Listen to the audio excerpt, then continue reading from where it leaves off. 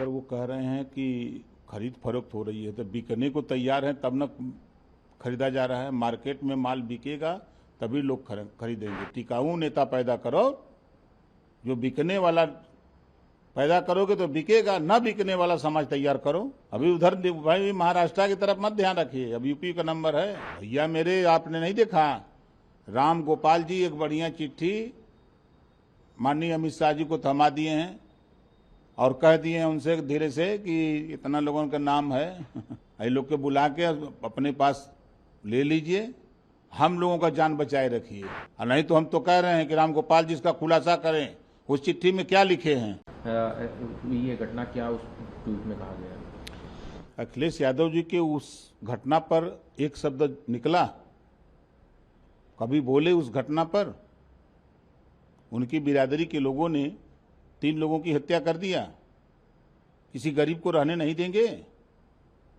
उसकी भी बहन बेटियां हैं, किसी की भी बेटी के साथ बदतमीजी करने के लिए आपने छूट दे रखा अपने लोगों को।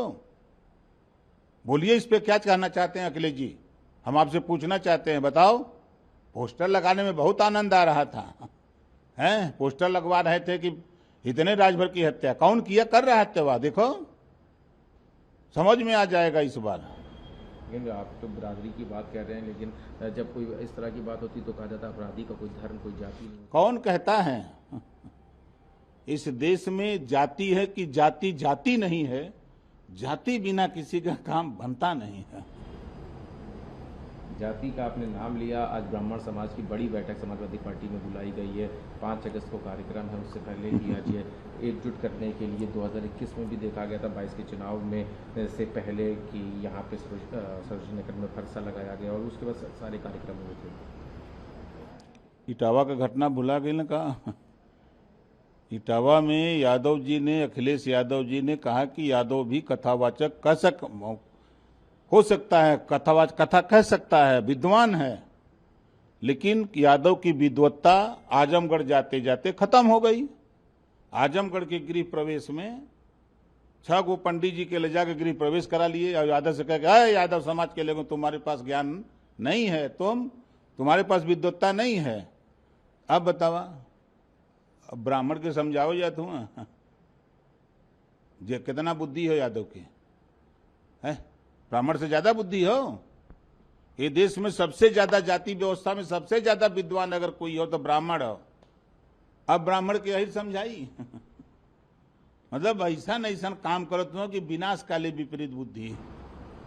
तो क्या जो बैठक बुलाई है उससे उनको ज्ञान मिलेगा, क्या आगे का जो रास्ता है नाश होई। वो कितनों कुल कई नावे, ये समझ लीजिए कि आप भी रहेंगे हम भी रहेंगे, 27 का चुनाव आएगा, आपके स्क्रीन पर चलेगा। वो तो कहते हैं हमारे पीडीए में सभी लोग हैं, पीड़ित ब्राह्मण भी हैं, इसी को लेके बैठे। पीडीए नहीं, अब केडीए होगा। केडीए मतलब काटेगा ही रहा। तो इस बैठक के बारे और क्या, क्योंकि इससे पहले भी करी तो क्या ये बैठक वोट बैंक में तब्दील होगी? कभी नहीं हो सकती। क्यों कह रहे हैं? देखिए, ब्राह्मण विद्वान कौम है, वो समझदार है, समझ रहे हैं ना। और इनके कहले से वोट दी हैं, अरे कहीं टिकट उकट दे दी है, भले कुछ वोट पा जाए बिरादरी के नाम पर, अब इनके पार्टी के थोड़ा वोट दी हैं, देख लिया ना। तो अगर वो कह रहे हैं कि खरीद फरोख्त हो रही है तो बिकने को तैयार है तब न खरीदा जा रहा है। मार्केट में माल बिकेगा तभी लोग खरीदेंगे। टिकाऊ नेता पैदा करो, जो बिकने वाला पैदा करोगे तो बिकेगा, ना बिकने वाला समाज तैयार करो।